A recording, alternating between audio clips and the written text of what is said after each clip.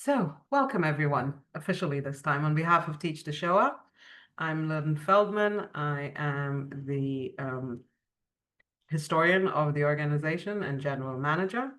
Joining us this evening, we have Cantor Karen Weber, who is joining us from Baltimore, our board member, storyteller, and instructor, Tanya, who is joining us from Virginia, and our storyteller, Ruthie, who is joining us today from Singapore. Good morning, Ruthie.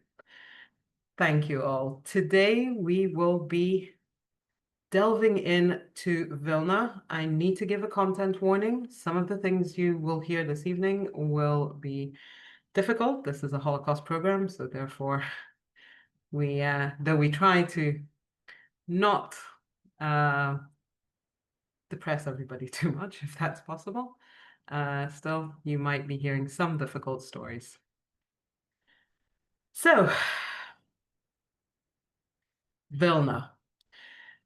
Vilna was known as Jerusalem of Lithuania, Yerushalayim Delita, a place where culture, religion, Zionism, political activism, poetry all came together.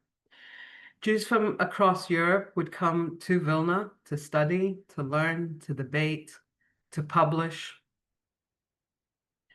And one of the most important institutes in Jewish history, education, and culture is established in 1925 in Vilna, and that is YIVO, the Jewish Scientific Institute. Again, a place where many, many different people came to participate. Vilna had, after World War I, found itself under Polish rule, which basically created a different kind of economical hardship for Jews on the one hand, and this comes together with this kind of cultural thriving community. 2.8% of the total residents in Vilna were Jewish, and these were secular, religious, Zionists, Bundists, basically from all walks of worlds. And to kickstart our Vilna story, we will turn to Cantor Karen Weber, who will be telling us the story of the poet, writer, author, and activist Avram Sutzkever. This is poetry and prose from Sutzkever's memoir, interpreted by me and called Stumbling Towards Salvation. In the snowed under village of my childhood in Siberia stand countless quicksilver blossoms. June 22nd, 1941.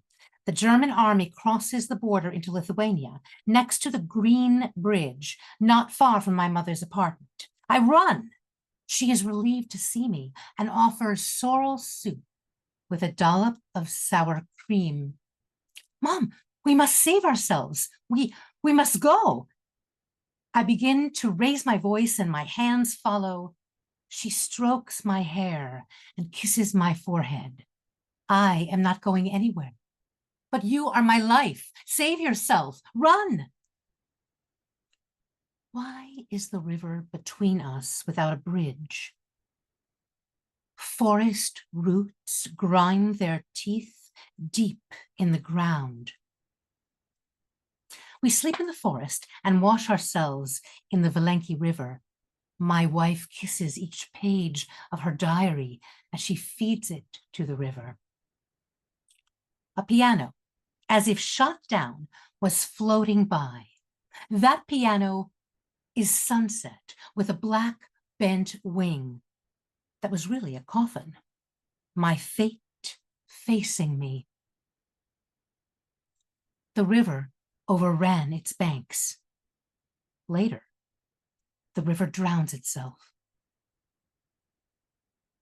The Chapunis, the Jew snatchers, swarm city and countryside, hunting us, smoking us out of our wallpapered over sealed apartments.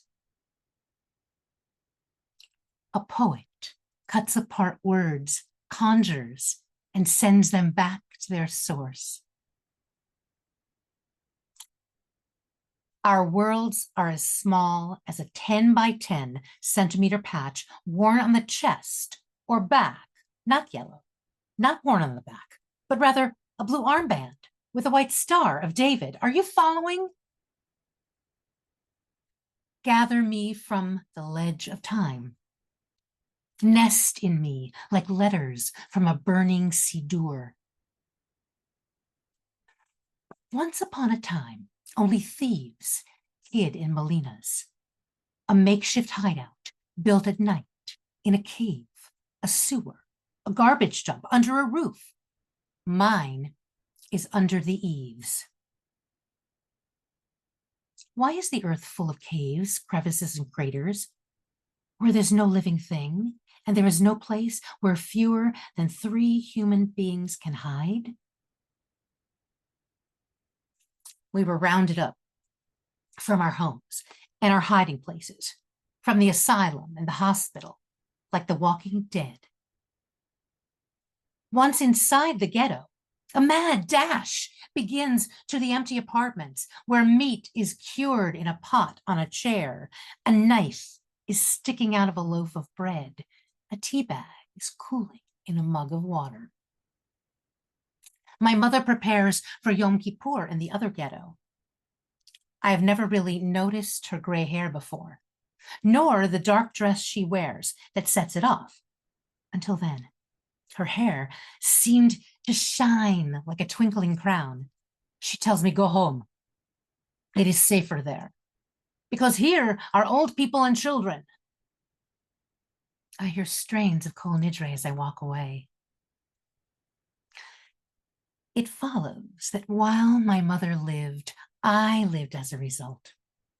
In the winter, her shawl became a meadow where cold stars warmed my bones. Who to this day remembers my mother, her shawl? May they live to become younger. I see a cart of shoes. There I see my mother's Shabbos slippers.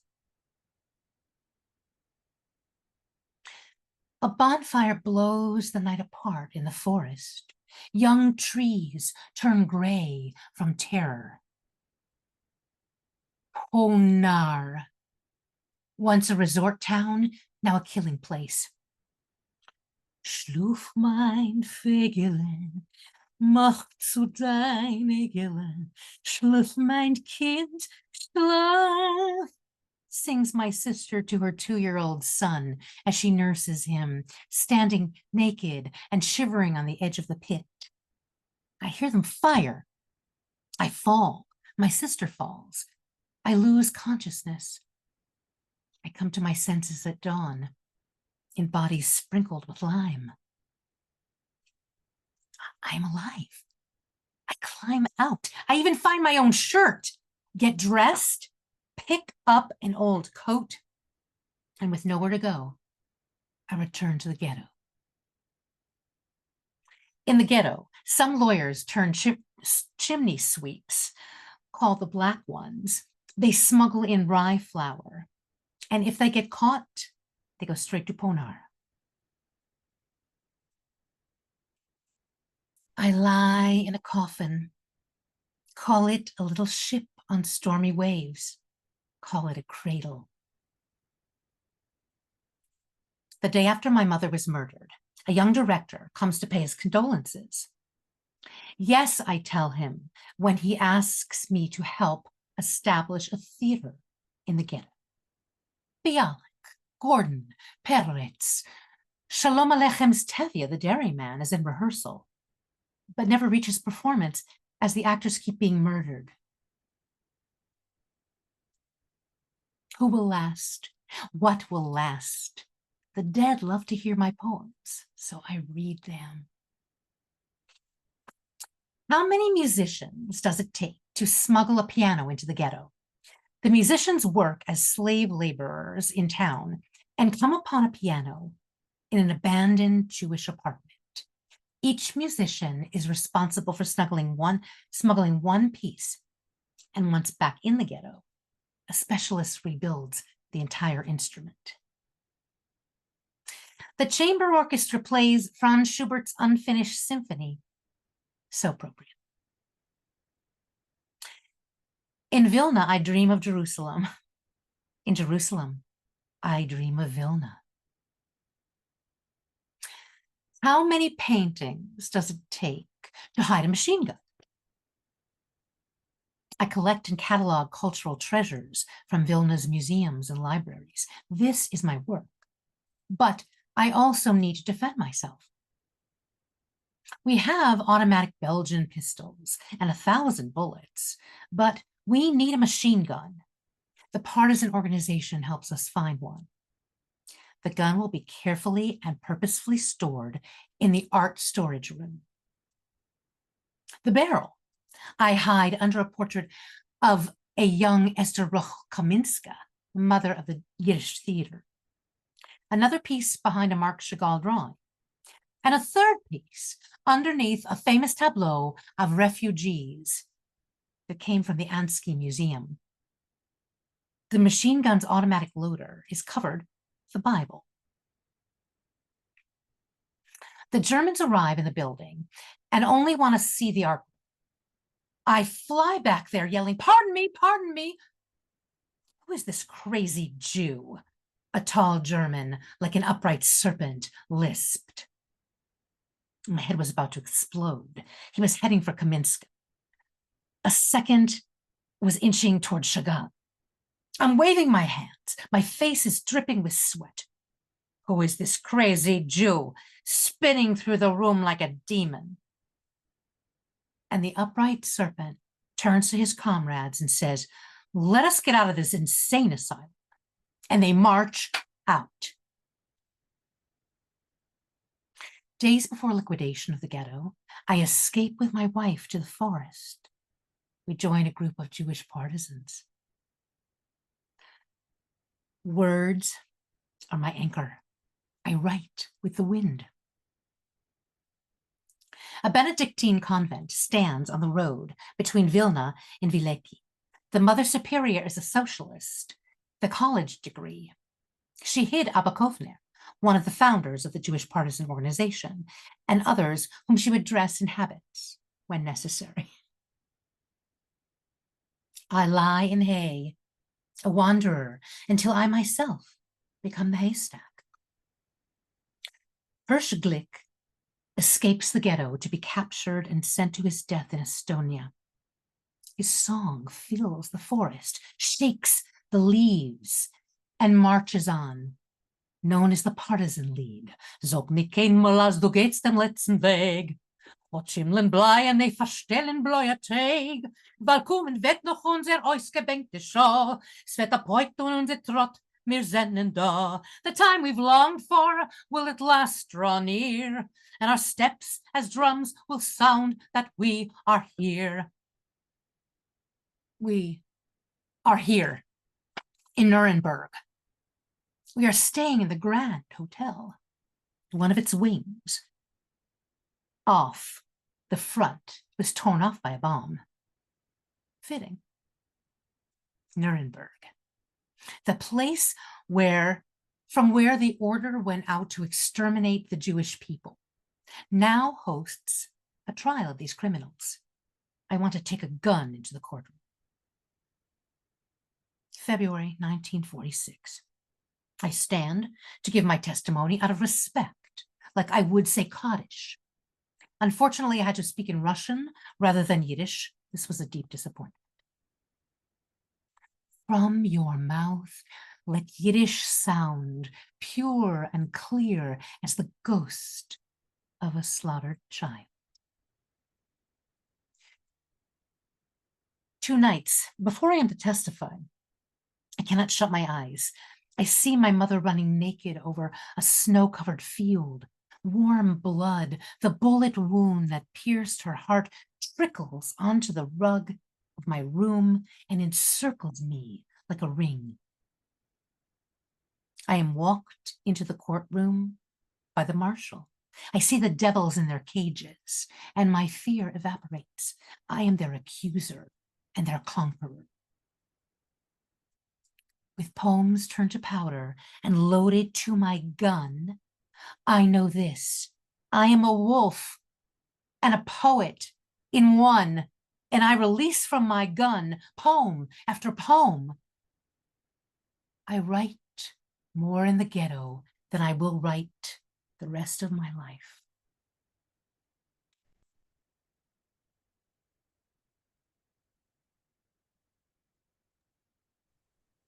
Thank you, Karen. That was magnificent.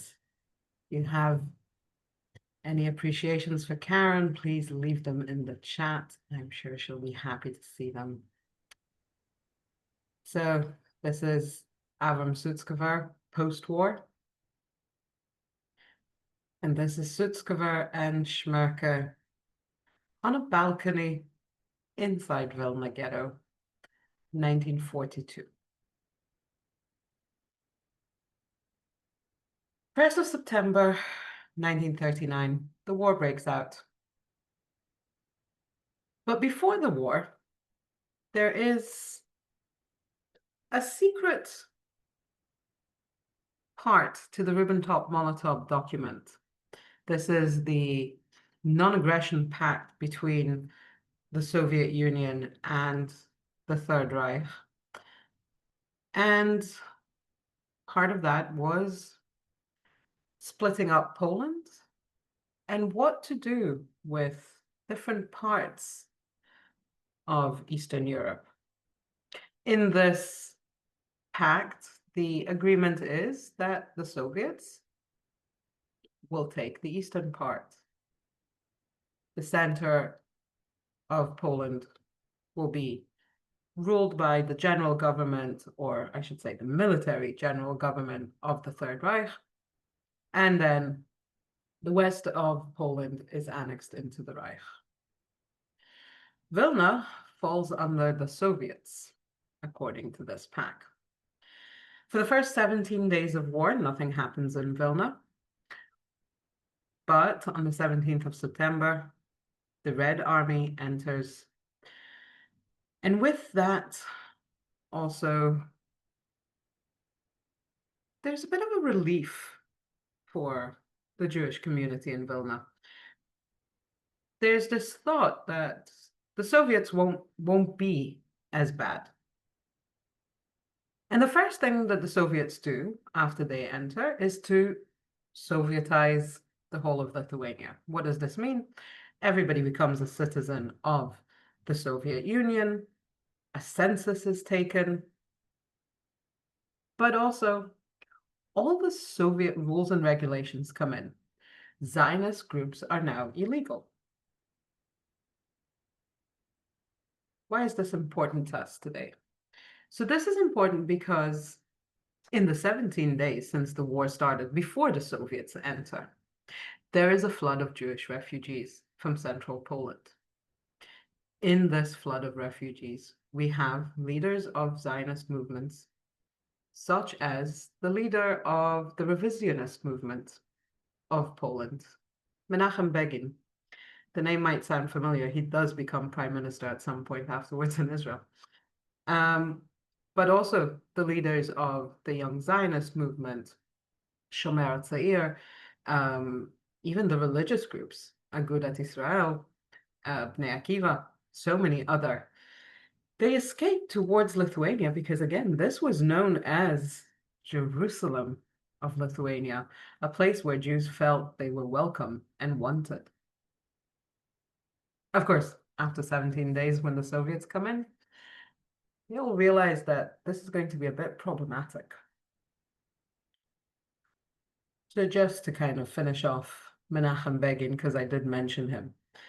So the head of the Beitar movement in Vilna, Joseph Glasman, does whatever he can to help as many Jews use Vilna only as a interim place, trying to get as many legal and illegal documents to get the Jews out, preferably to mandatory Palestine.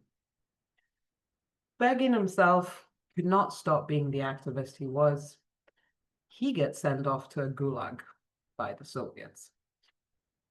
He afterwards, of course, gets released, gets sent to Israel, and the rest for him is history.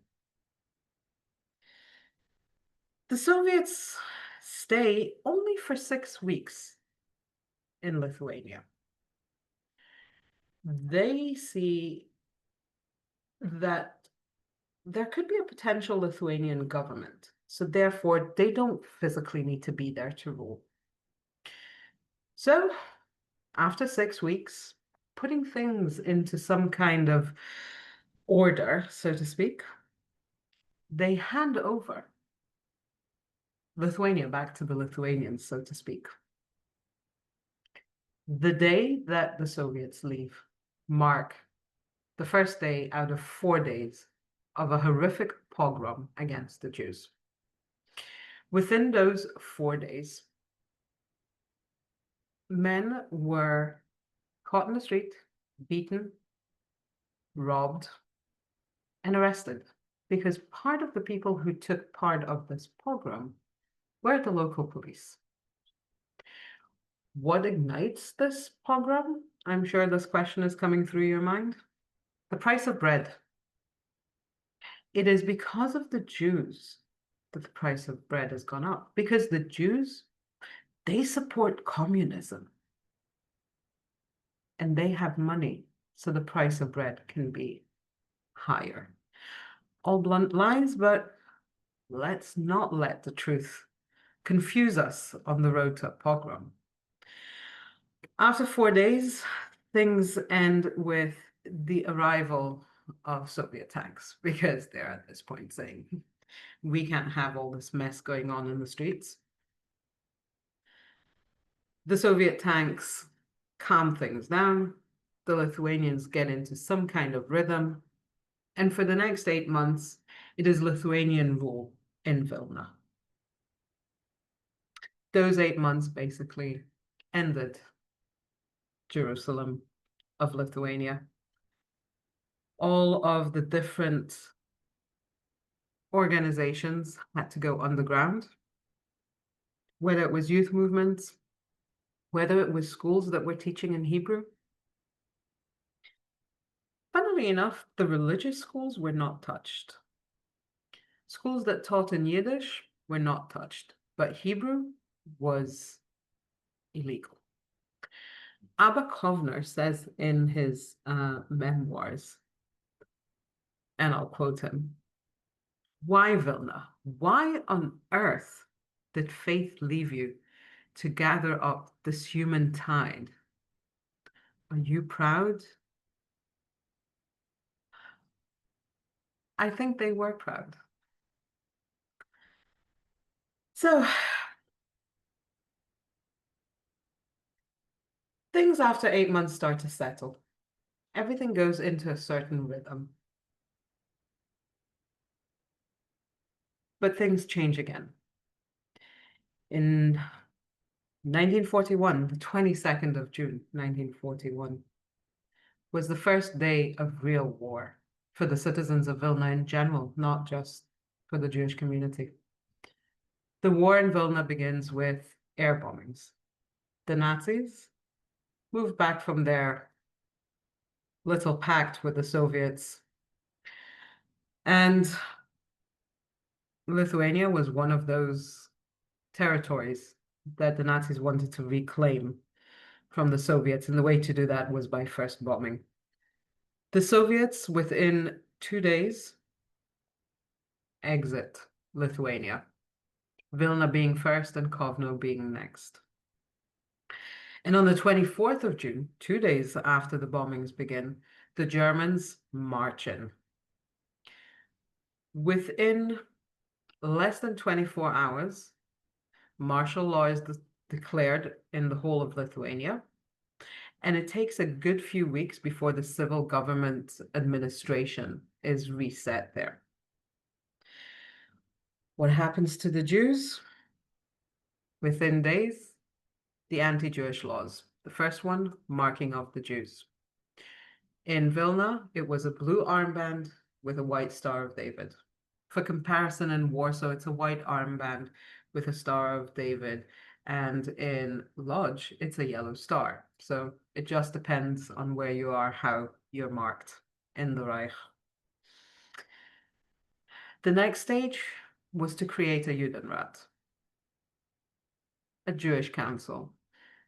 This wasn't much of a change. There was a Jewish leadership in Lithuania to start off with. They decide to revote 10 people to represent them. It's not exactly a Jewish council that has any kind of power.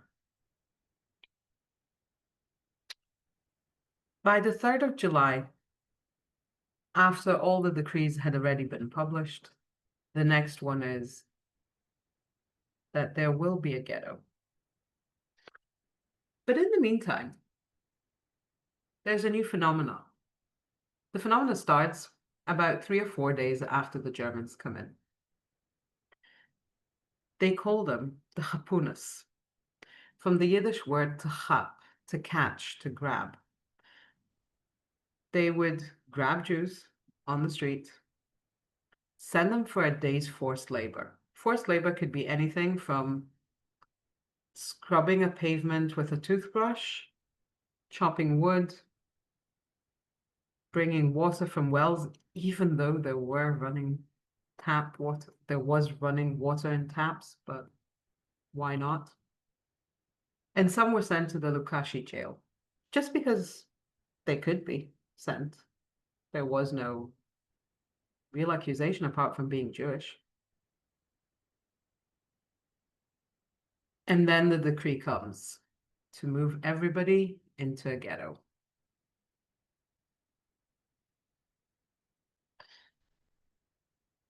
So many of us, when we think of ghettos, we think of Warsaw and Lodz and maybe Białystok and these very big ghettos. The Vilna ghetto was small and still split into two parts. The small ghetto, ghetto number 2, and the large ghetto, ghetto number 1. In the map in front of you, you can see that. So ghetto number 2 had 2.5 streets, while ghetto number 1, the bigger ghetto, had a few more than 2 streets. Different organizations are established within the ghetto. The Judenrat and the Jewish police. The photo in front of us is of Jacob Gantz, the head of police. Why am I mentioning him and not the head of the Judenrat? Because in Lodz, the situation is very different. Sorry, not in Lodz, in Vilna. I was talking about Lodz a minute ago. In Vilna, the situation is very different. The Jewish police has much more power than the Judenrat itself, to the extent that later on in time, the Nazis actually decide that they're completely discarding the Judenrat, and everything goes directly through Gantz. Gantz is an interesting man. Jewish, born in Lithuania, married a Catholic. He was in the Lithuanian military, or I should say more like the Polish military. And once he completed his mandatory service, he actually becomes an accountant, which sounds like a very dreary job for somebody who then becomes the head of the Jewish police. He is also very much affiliated with the Beitar movement, the revisionists, although not a member, and saw himself as the savior of the Jews. And it's interesting how people perceive themselves and how they're then perceived by others. In most of the literature that we find about Vilna, Gantz is portrayed as a bit of a villain, and we'll hear more about that very soon.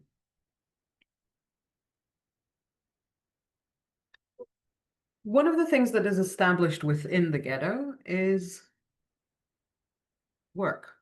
There actually is a work commanding department within the Judenrat.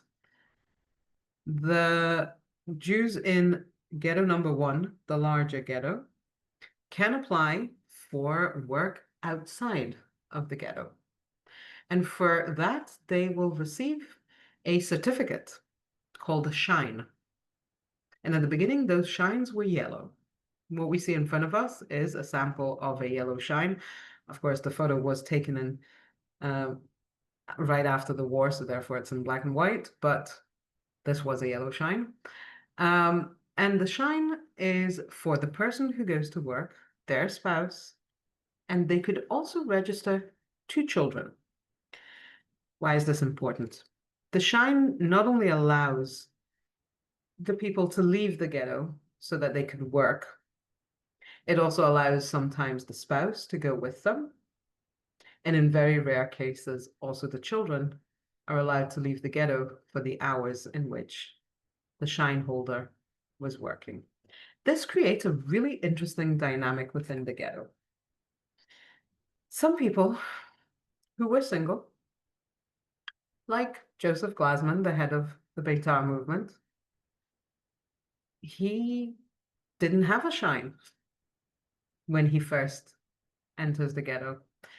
But one of his best friends and comrades from the movement did have a shine, and she wasn't married. So they registered as a married couple so that he could go in and out of the ghetto with the shine. The other situations that we hear about is a couple who don't have children, but there is another couple that have more than 2 children. So they would register 2 on the childless couple, and so on. The shine also provides your food rations. Again, an important thing. But the shines are also problematic because a few months after the yellow shines were handed out and everybody had to register for them, overnight, the yellow shines mean nothing. Now there are white shines. But in between overnight, there's a great action. And in the action, people are sent off to their death. Hence, you need to print new certificates. Those were white. And then they were pink. And then they were light blue. And so on and so on. So Gantz, head of the police, was a firm believer that a working ghetto would be a ghetto that survives. So it is worthwhile to have as many people have as many shines as possible. They encourage people. And in Karen's story, we hear 2 different stories of smuggling in a piano, a gun. How does this happen? Because the Jewish police is actually in charge of the gates that we saw earlier in the photos. So as long as there's no Nazis patrolling those gates, people could smuggle in different things, contraband. And anything is contraband. Flour is contraband, sugar, guns, pieces of a piano, whatever it was. So this is one of the entrances to the ghetto, this time with Gestapo patrols. But this is a day where the Gestapo wasn't there, and it is just the Jewish police standing at the gate. And as you can see, the gate, it's not like those big gates that we imagine with the barbed wire and the watchtower and the dogs. It's wood. It's a wooden gate, a small wooden gate. And this brings us to one of the most interesting parts of Vilna. And I'll stop the share for a minute. So, as I said before, Vilna pre-war was filled with all these different Jewish movements. In the ghetto, there's a lot of talk of what's happening in the outside world. See, because people can go and work outside, you can send letters, you can send telegrams, you can send couriers to different ghettos like Warsaw and Białystok. You can learn about what's happening through the war to the Jewish people. the understanding that there is killing of Jews, that things are getting worse and worse for Jews in different places, allows for a movement to be formed, a joint one. Very rare for Jews with different political opinions to all come together and agree. Okay, agree is an overstatement, but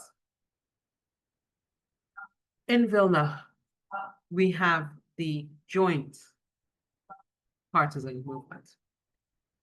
And how this comes about, that's debated between scholars. Actually, I'll bring up the slides again so that we can see the different important people. So this is Strashan number 6 in Vilna Ghetto 1. And this is the headquarters of the FPO, the Joint Jewish Partisan Movement.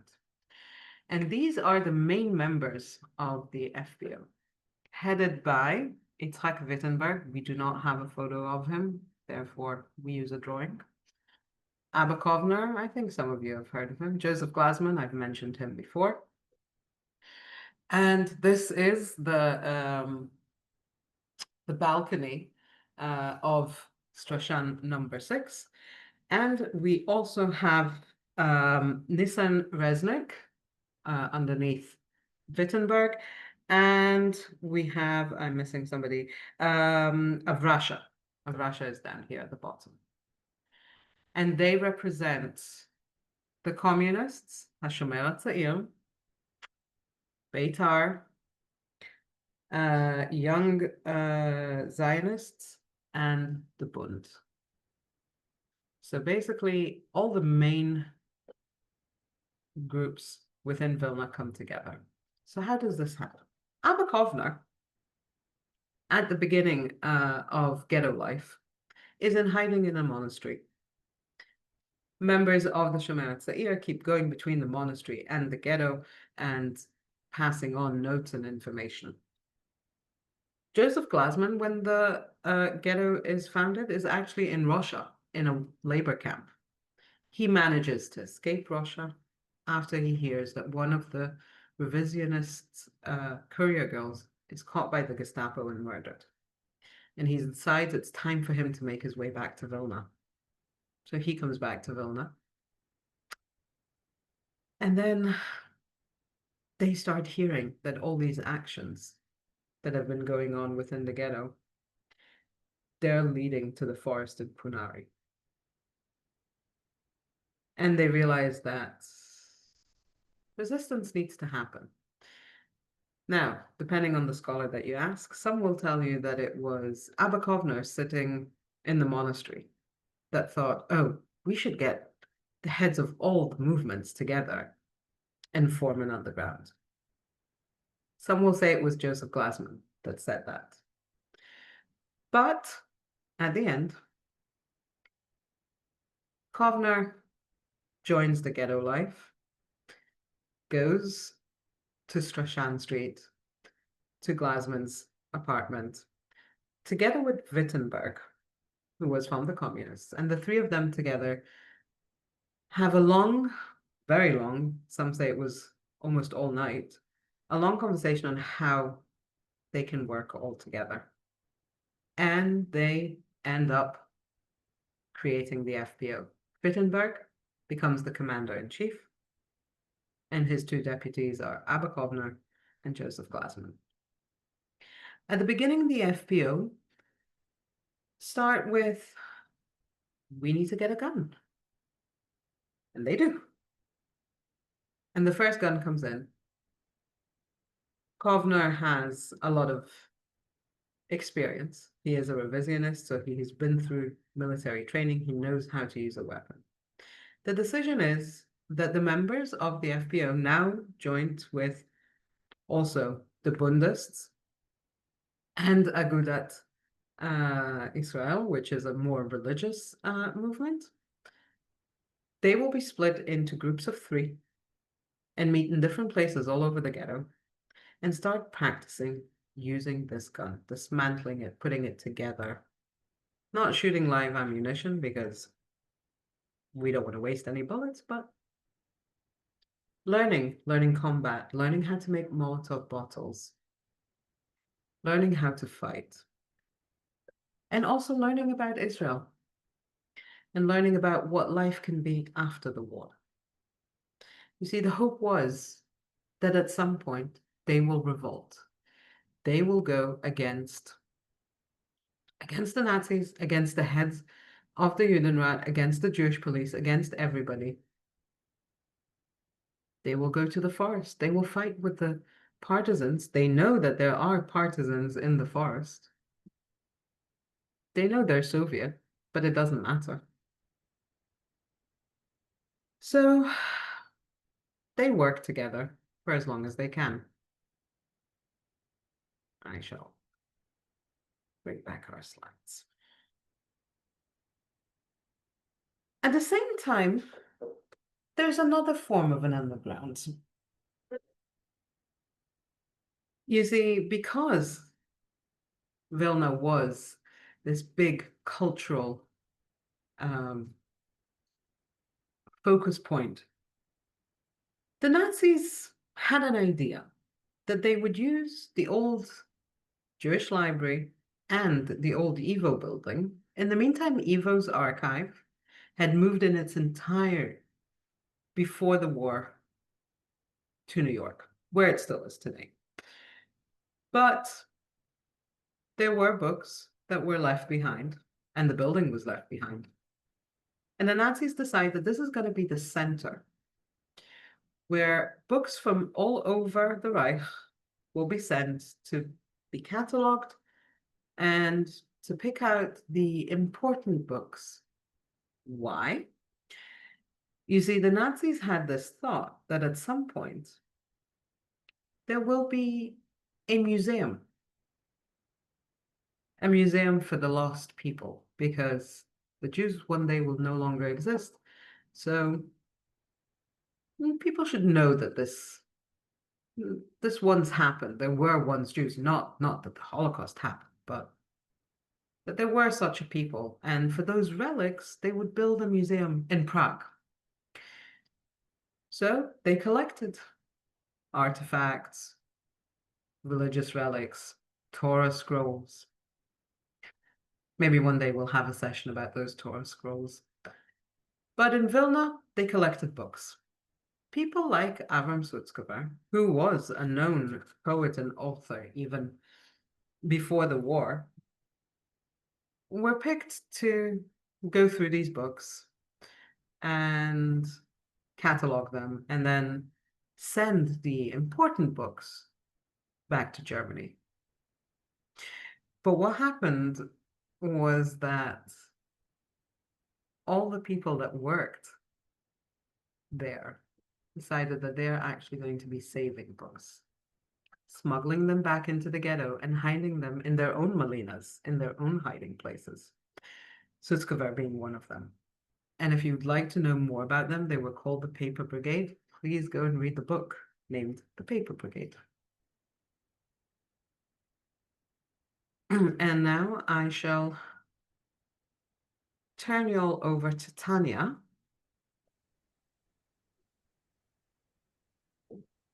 Thank you, Lynn. When the Germans invaded Vilna in 1941, they found a series of very deep pits dug in the Ponar forest.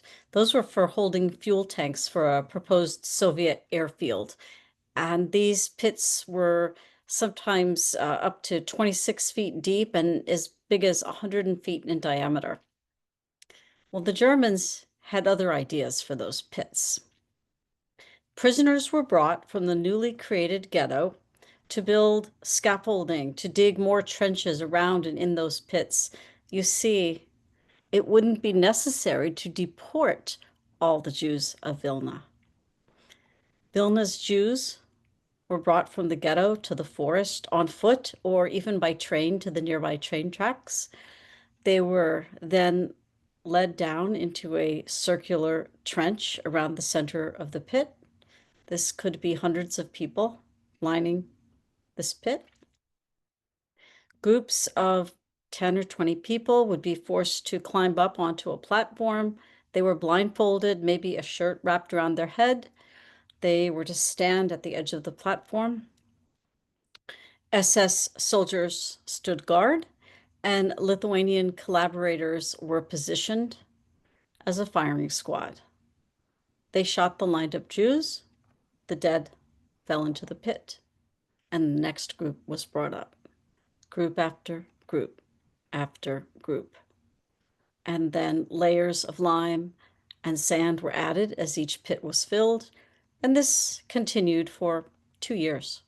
There were survivors of those shootings, as we heard earlier, people who crawled out at night and returned to the ghetto.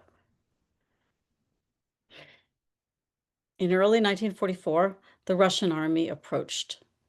The Nazis had to erase the evidence of these outrageous atrocities. Vilna's Jews were gone, but the pits of murdered and buried Jews in the Ponar forest remained. The solution was the Leichenkommando, later known as the Burning Brigade. Jews from other camps were brought to the forest to exhume the bodies and then burn them on huge pyres. They had long hooks to pull up the decaying bodies. They used a sort of a ladder staircase to carry up the remains and stack them on an ever higher pile of logs and bodies, which would be doused with gasoline and then set aflame. And yes, they had to count the bodies. Day after day, pit after pit, the most gruesome and cruel work you can imagine. And at night, the Jews, who were shackled, by the way, were kept inside one of the larger pits that had already been emptied. They had no way to get out, and they knew what the end of this work would be. So some of the men began to dig a tunnel. They dug behind this pitiful shack that was their shelter inside this pit and dug into the wall of the pit and into the ground. They used spoons, maybe a screwdriver, and their bare hands. And they moved the sand out as they dug, handing it from one to one. This was about a 2-foot around tunnel. They spread the sand around the walls of their shack. They had gotten permission to enlarge the shack, so they were filling in around there and putting it inside their shack so nobody would see. They dug for 3 months. They worked at night. They sang loudly to cover up the sound of their work. And after 3 months, they had about 100 feet of tunnel. On the last night of Passover, April 15th in 1944, on a night with almost no moonlight, the men crawled into the tunnel, sawed off their shackles with a stolen file, and began to crawl out to the safety of the woods, one by one. Out of almost 80 men in that Leichenkommando, 40 of them escaped through that tunnel. 15 of them made it to the outer fence and cut their way out and made it into the woods. And 11 of them found the partisans in the forest and survived the war to tell about the killing pits of Ponar. All of the others, even the ones who did not go into the tunnel, were shot. Thank you for sharing that with us. And just to give you a bit of a visual of what those pits looked like. This is one with people in it. And this photo was taken right after the war, so it kind of shows you one of the killing pits that was covered up in the sand and the lime and so on. There are many more of them. So, going back to our underground movements. As time progresses, more and more people are sent to Panari. And as a result, more and more people are joining the FPO, the underground movement. there was another small group called Yechiel's group. At the beginning, they did not want to be part of the collective underground movement, but by the spring of 1943, they realized that it's best to be together. There's strength in the numbers. Sorry. And that was to be the first group that would actually leave the ghetto and make the initial contact with the Soviet partisans that were in the forest. So Yechiel's group leaves the ghetto. But word of this comes back to Gantz, the head of the police. He finds this very disturbing, excuse me. Sorry. He finds this very disturbing, and as a result, he creates the special unit that is starting to look within the ghetto, interrogate people. Who's a member of the underground movement? Up to that point, they seem to be living in somewhat peace with each other. Nobody interferes with each other's business. The police do what the police do, and the FBO does what the FBO does. But this escape from the ghetto, this gets Gantz all rallied up. And as a result, one of the first people that he's looking to arrest is Joseph Glassman, head of Beitar, and the deputy of Wittenberg. Why? Because when Glassman enters the ghetto, back in 1941, he's offered a job within the Jewish police. He takes this job very reluctantly, and mainly because within the FBO, there was a decision that it would be good to have somebody that can help control the guards at the gates.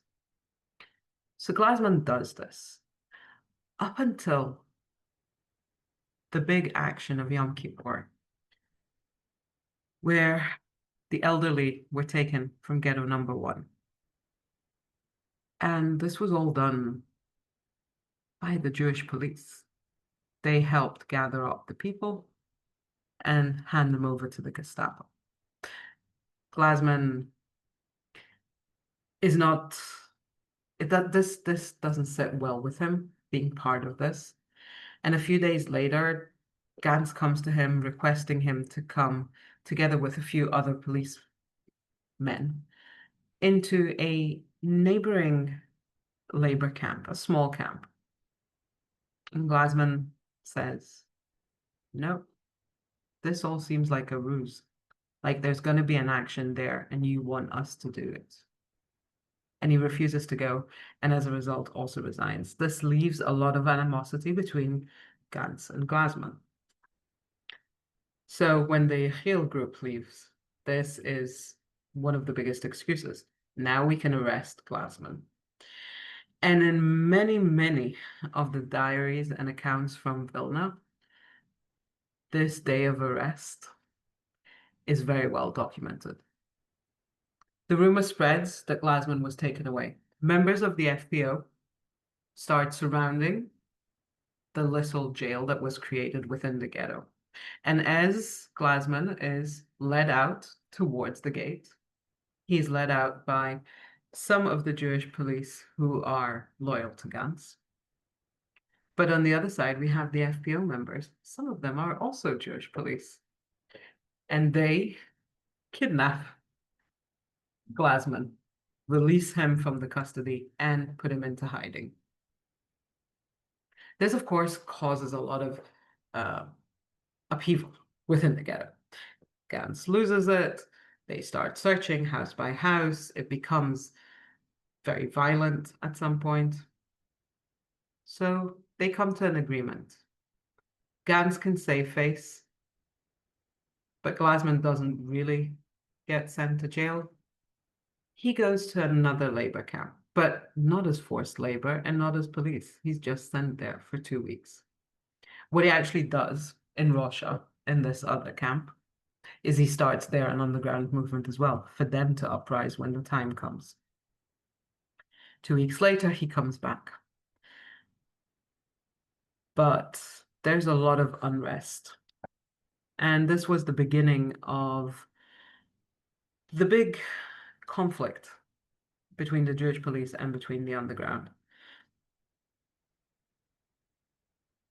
Those rumors about the group that left the ghetto, one of those members of the Yechiel group is caught,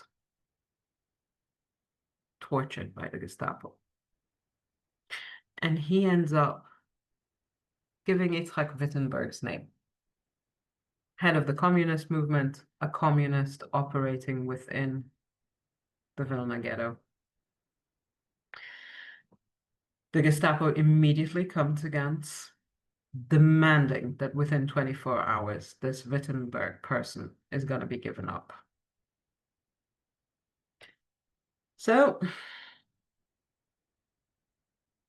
the warrant, so to speak, of the arrest is sent out. And of course, nobody in the FBO wants to give him up. And on July 8th, the same day that the Gestapo puts their demand to receive Wittenberg, Wittenberg goes into hiding. And it takes a good few days before something happens. In the meantime, Glasman, who's just returned, this is on the 15th, he has this little gathering in his little room in the ghetto. Different members of the FBO come to celebrate his return. But Roska Korczak, another member of the FBO, and she's Shomer Tzair, runs into his room, taps him on the shoulder, whispers in his ear, and runs out again. Glasman stands up and he says, there has been a betrayal. Wittenberg was caught. He's sitting in Gantz's office. Immediately, Glasman and Abba Kovner get together, members of the FBO. They all go into combat positions, and some of them are standing outside of Gantz's office, waiting for Wittenberg. And as Wittenberg is led out in handcuffs, they jump him, take him, and hide him. That night, Wittenberg spends the night moving from one hiding place to another, to another, to another, Melina after Melina, moving around dressed as a woman, covered his face, of course. Gantz sees this as the beginning of the end for the ghetto. He's telling everyone, if Wittenberg will not be given in, that's it. They're going to come, they're going to liquidate. And he actually does believe this. He's not trying to threaten anybody. He believes that if the Gestapo doesn't get what they want, they will come in and liquidate the whole ghetto. And this goes back and forth and back and forth. And in the meantime, other people in the ghetto, people who are not in the underground, are hearing these things, and they start searching for Wittenberg as well. At the end, Wittenberg sits, it's almost 24 hours later, together with Abba Kovner, together with Glasman, and Roska and Vitka are there as well. And he decides it's better to sacrifice himself than everybody else. He hands his gun over to Abba Kovner, marking by that the transference of power. So now Kovner is going to be the head of the FBO. And he gives himself in. He goes, he spends some time with Gantz in this office. And then he's let out, not in handcuffs, almost in a sober kind of way, in this ceremonial kind of way. People from the ghetto come out. The same people who were chasing him before are now standing respectfully in awe of his sacrifice. He's handed over to the Gestapo,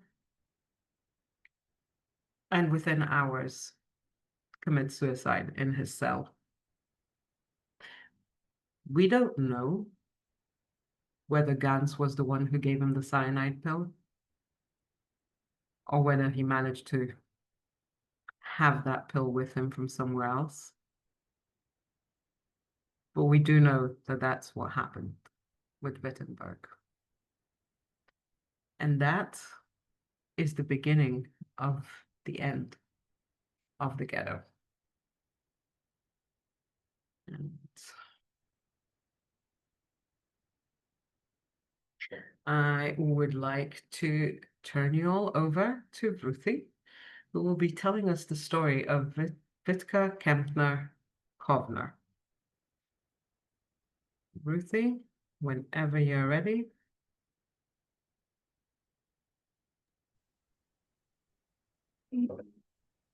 I remember standing on the hill, looking back at the synagogue as it was just kind of fading into the distance.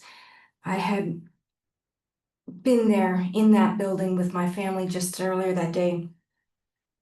We had all been rounded up. All the Jews in my little town had been rounded up after the Nazis invaded Poland. We were brought in together, all into the synagogue to hear them harangue us and tell their lies and their stories of, their crazy Jewish conspiracy theories.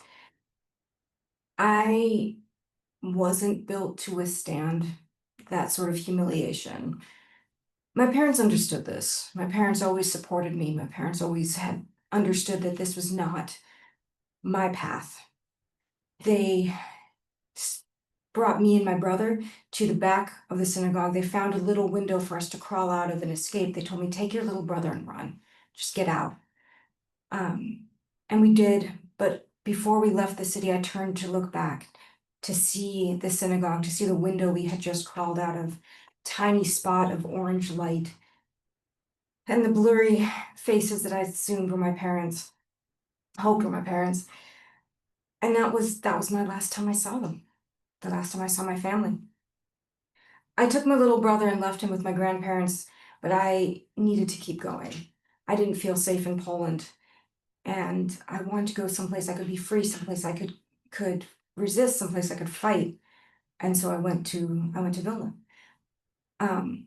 In Vilna, I found a community in the ghetto, with other Jewish activists, with other Jewish partisans, people like me, young people who had come from families who were supportive, families who had made sure they were educated.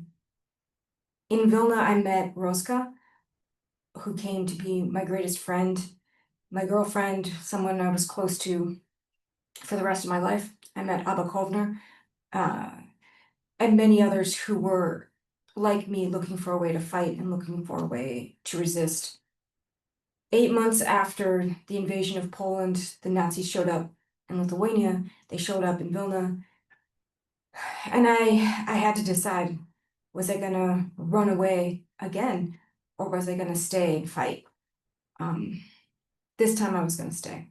This time I had my community. This time I had my calling, and I knew that I could, from here, I could make a difference. From here, I could work and change something. I could have an impact.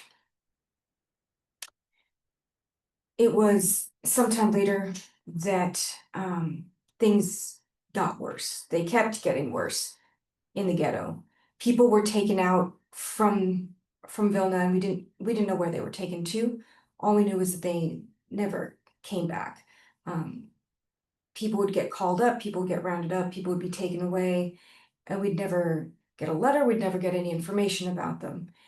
There were some hopeful among us who thought they were going to a labor camp, maybe that they were being taken to resettle somewhere, but I think that was a minority view.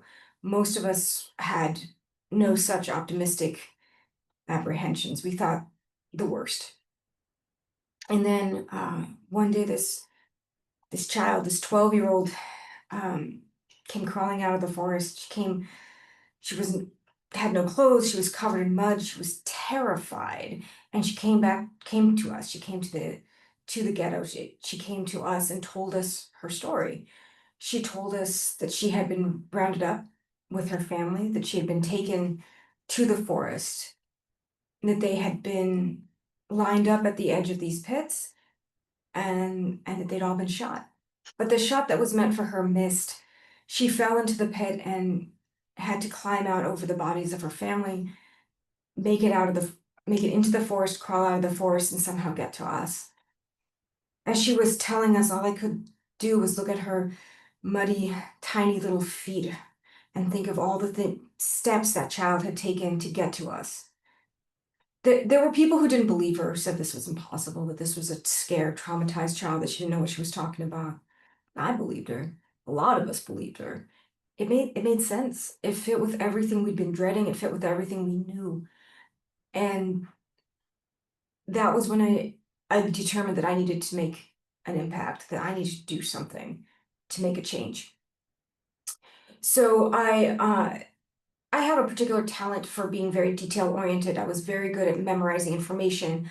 I had developed a complete sense of the train schedules of trains coming in and out of Vilna. I knew when they were coming, I knew where they were coming from, I knew how what was carried on them. These train schedules, like, we got this information from various sources, but I was able to collate it and watch the trains, watch them coming, and I knew when a train full of Nazis was going to be coming on a particular route. And I knew that route. It went through the forest. There was a particular location that was incredibly vulnerable.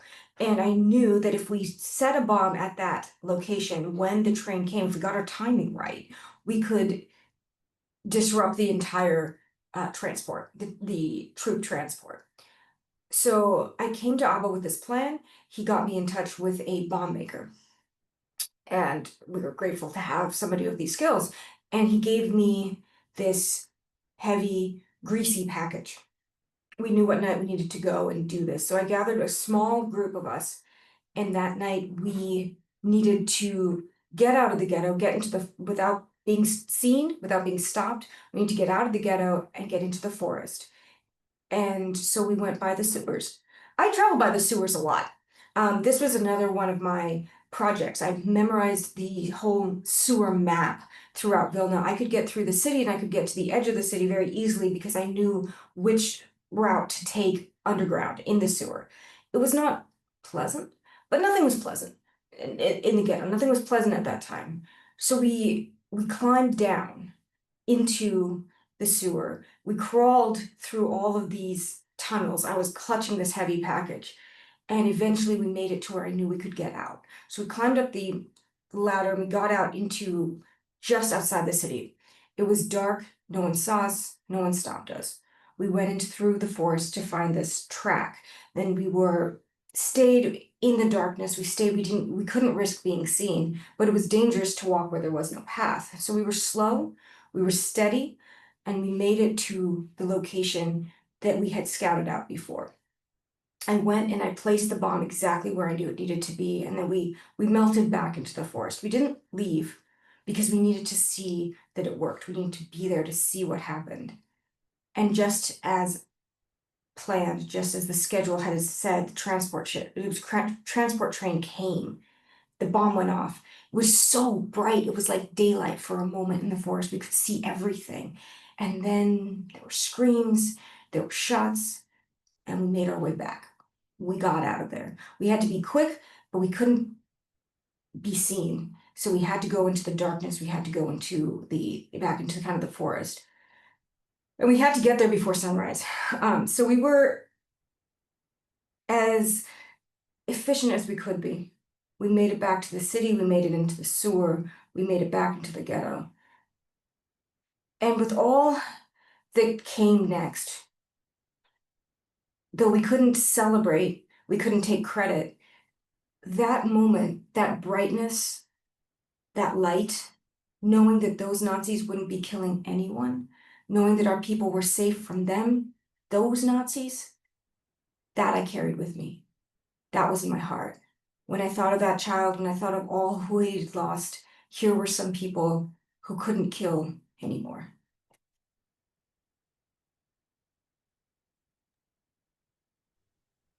Thank you, Ruthie, and appreciations for Ruthie in the chat, please. And just for a bit of a visual, this was the planning for the bomb that Vitka and her companions placed afterwards. And for another visual, in the middle of the photo, we have Abba Kovner, and tall, beautiful lady next to him is Vitka, still Kepner at this point, not yet his wife. And this is Roska Korczak. And in the words of Roska, I will quote, Wittenberg's image will be with us in our lives and will represent bravery. It is in his name that the first group of fighters from the FPO will be called as they leave to the forest. The organization will stay in the ghetto and continue its activity under the hardship conditions, but these will not break our spirits. On the 24th of July, this is 8 days after the Wittenberg affair, Glasman, Joseph Glasman, and a group of 19 men and 3 women, they call themselves the Leon Group, Leon was Wittenberg's code name, go into the Rudniki forest. They managed to meet up with the Soviet partisans, and they managed to have a good couple of months of fighting and combating. But then on the evening of Yom Kippur, 1943, the Nazis enter Rudniki Forest. Glasman and his group of 20 fighters were all ambushed and murdered. Only one survived. In the meantime, we have the rest of the FPO in the ghetto, and the decision was made that they will leave with the liquidation of the ghetto and go and fight. They will take with them as many fighting people as they can. In the forests, Glasman and the rest of the partisans all stayed in something that is called Zimlanka. It is a kind of, I would say, makeshift, half underground, half above ground sleeping quarters. And this was taken in the Rudniki forest in one of the remaining Zimlankas.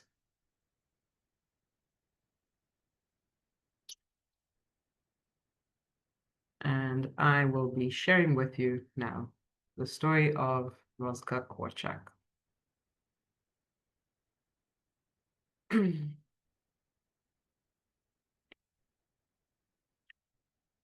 Lisa is calling. Lisa is calling. This is it. The command has given their order. Jews, defend yourself with weapons. The Germans and the Lithuanians are coming to the ghetto gates. Soon we will be taken away through that gate like we were taken on Yom Kippur, like we were taken in the nights of the yellow and the pink and the white shines. This is how our brothers and sisters and mothers and fathers and children, they were led.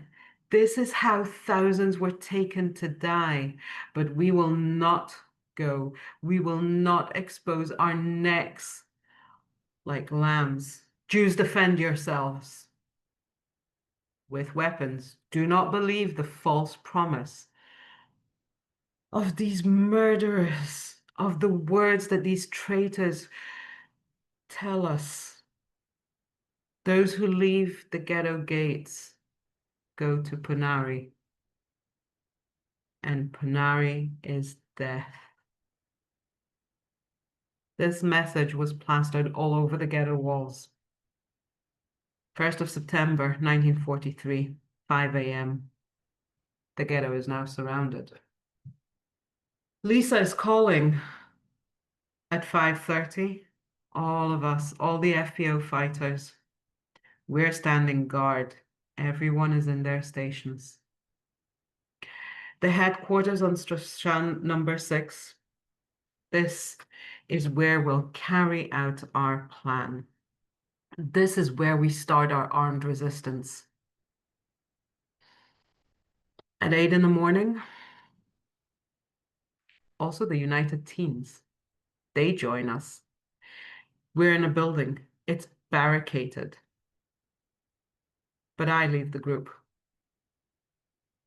Right under the noses of the Jewish police. I'm going to this hiding place. I'm going to get more arms. I put on a very large coat. I get to the hiding place and I take out grenades, ammunition, more grenades, another gun. I'm taking my time a bit, and suddenly I see Asia is running towards me. The Germans are coming! The Germans are coming! I put everything into my coat and I clutch the gun inside my pocket.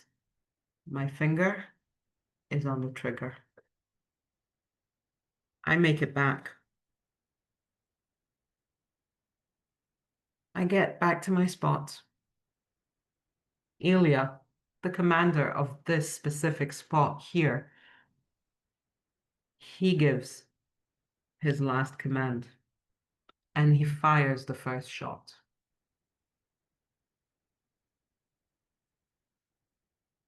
But then the Germans, they shoot back and they shoot Ilya right in the head. We start shooting as well, and the Germans, they pull back. They're moving further away. Within minutes, we get word that the building behind us is going to be blown up. So we change position. We gather all our things as quick as we can, and we move, and we just make it to the next station where the earth starts moving. The building exploded. We're waiting. We're waiting more. And then the Germans retreat, taking their dead and their wounded. The command of the FPO, we meet all together. It's very bothersome. Some of the people in the ghetto, they all decide that maybe it's not so bad to go to Estonia, like the Germans are saying. Maybe there'll be work there. It's better than being here with all this fighting. And people started leaving voluntarily. We decided it's time. 10th of September. We decided we were going to be the last ones to leave. In groups, small groups, most of the fighters are making their way out of the ghetto through the sewers. Whoever is now left, we all gather back in Strashan Street. All our weapons are with us. There's 150 people, including myself. We're underground. It's a strange and wondrous world here in these sewers, with this long line of people walking, moving like a human chain, all together. 6 minutes ago, we passed the gate. It's above us. We're all wet and filthy and dirty, and the weapons on our bodies, they're so hot. Outside, it's already dark. When we emerge from the sewers, we make our way to the bridge, waiting for the last. In front of us, the bridge leading us to Rudnicki Forest. Behind us, what's left of Vilna.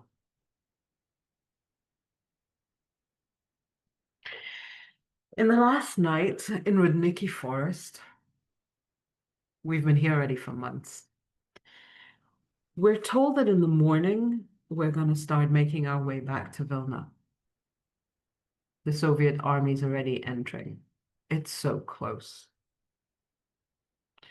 We were told we were going to go leave the forest with the clothes on our backs and our weapons. That's it. We went into our Zemlanka to think a bit. The three of us. Abba, Vitka, me. See, our group is different. Our group of partisans. We, the Jews. In our unit, we know what we may be going back to. In the morning, the three of us, without planning this in advance, we step out of the Zemlanka and we leave the group. We need to think. And just like in the ghetto, we don't think as individuals. We're a group. We're a collective. We think together. All Abba could talk about was that after we come back to Vilna, we need to start planning the revenge. Vitka and I, maybe because we're women, we're not liking this idea. You see, we want to go back and find who survived, who's still alive. We go back and we hear from our Zemlanka, somebody shouting in the Zemlanka next to us. Freedom, what will I do with it? I spit on it. We're making our way back to Vilna. We know that by the time we get there, it will already be liberated. But we march in, proud partisans. Us, the Jews, together with the Soviet partisans. People are gathered in the streets. They're standing in doorways and on sidewalks. And some of them look at us and we can hear them saying, "Look how many of them survived." We were given a flat to stay in.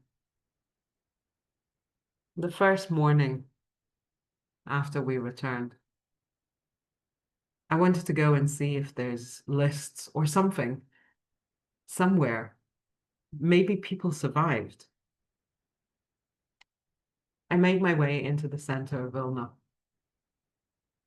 And in the street, there's a woman walking with a child. And suddenly I realized they're speaking in Yiddish. There were times in the forest I didn't believe I would ever hear a child speaking in Yiddish again. And after all these years, I cried for the first time.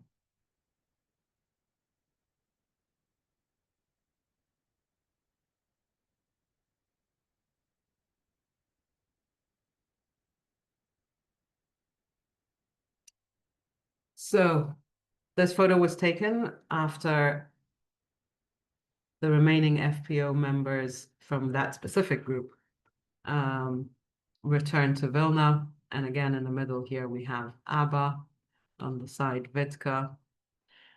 And this here next to Abba with the beret is Roska. And Tanya, I shall move it back to you. Thank you, Lynn. So the forest in Ponar grew up.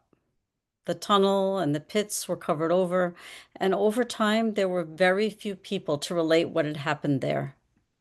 The 11 survivors' story of their very narrow escape from this deep pit in the woods had become almost a myth. There was no tunnel. There were no trenches, really no pits. There were just woods. But still, that tunnel story was kept alive by the oral histories of the escapees, their descendants, and other Lithuanian Jews from that time period, including Dr. Richard Freund's great-grandfather, who came from Vilna. Dr. Freund, of blessed memory, was an archaeologist. His job was digging up the past and revealing Jewish history.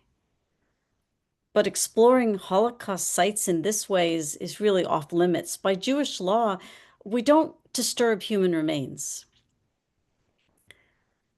But about oh gosh, 20 or so years ago, one day Dr. Freund mistakenly stepped into the wrong room at a national archaeology conference. There was another conference taking place in the same building. A geophysicist from a Canadian gas exploration company was giving a lecture about the innovative and very successful use of ground penetrating radar and ERT, electrical resistivity tomography, to explore their sites before they invested in oil extraction, before they did any digging for wells. And that was Dr. Freund's aha moment. This was the technology that he could use for archaeology without digging, without disturbing any human remains. And that gas company loaned Dr. Freund and his team the multi-million-dollar equipment and the trained team to operate it. And for years, Dr. Freund worked with that Canadian company on many archaeological expeditions. And in 2016, after a study uncovering the underground remains of the Great Synagogue in Vilna, Dr. Freund led his team on another project, mapping the subsurface in the Ponai forest in search of the remaining killing pits and possibly that storied tunnel. They found more killing pits, as well as more evidence of the almost 100,000 people that had been murdered in the forest. And then they found the tunnel. 72 years after that desperate and courageous resistance of the doomed prisoners, the location of that tunnel was identified, the proof of the horrors that took place there and of the daring escape of the Jews on the last night of Passover in 1944.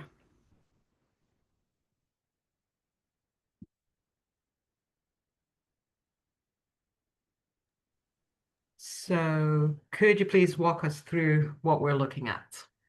Sure. This is Dr. Freund. On the right is one of his more famous pictures of some of the antiquities that he had uncovered. And on the left is a picture of him working on site in Ponar. That's Richard on the side there. They're setting up their equipment. This is one of the pits. Now, this is, of course, many, many, many years later, right? 70, 80 years later. So all of these pits in the forest are now grassy. There's a memorial there. It's a bit of a park. But this contraption in the middle there is one of these things that the burning brigade members would be walking up with their load to get high enough up to put it onto the burning pile. And that's just a little visual of the kinds of equipment they're using to scan the ground. This is a site. The top picture is the ERT site picture, and it's like an MRI. It's just a slice, and that is showing you all of this disturbed ground, and then this particular different kind of fill in this circle that, as they moved forward and away from the edge of the pit, they tracked the tunnel. Thank you so much for this fascinating story of how even 80 years later, we're still looking for traces of the past, even in terrible places like this. Exactly.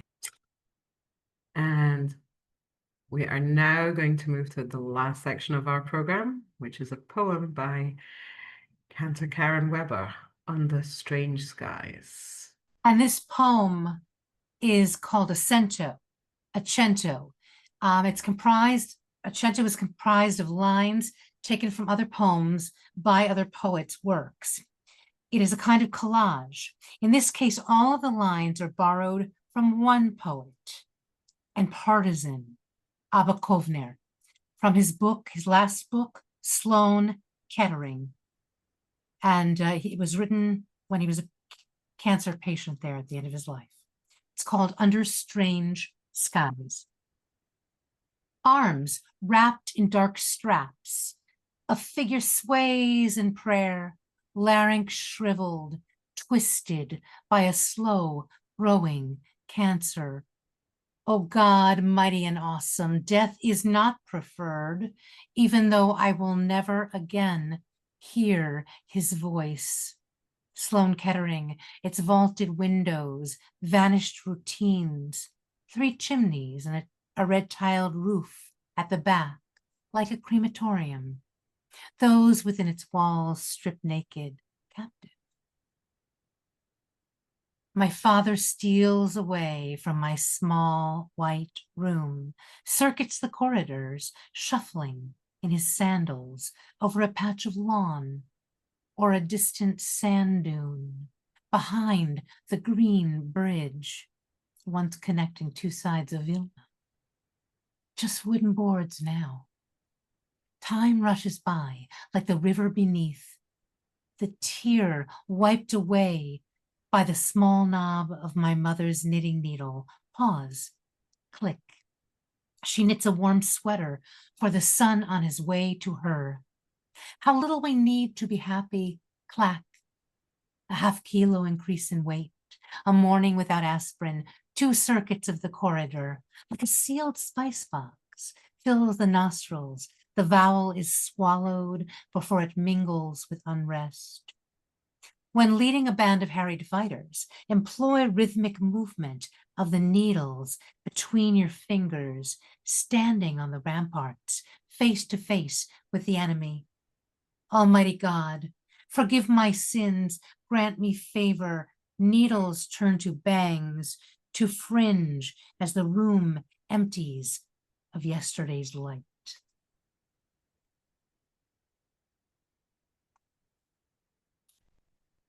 Thank you, Cantor Weber. So officially, it is 8:30 Eastern time. Well, it's 8:34, so we ran a bit late. So officially, we will close off the program, but we will stay on for questions if you have, or comments, and a bit of kibitz time. But officially, I'd like to thank you all for joining us. I would like to thank Tanya for her insightful Punari information, Ruthie for telling Vitka, and Cantor Weber for your telling of Sutzkever and for your beautiful poem. On behalf of Teach the Shoah, have a great day, evening, afternoon.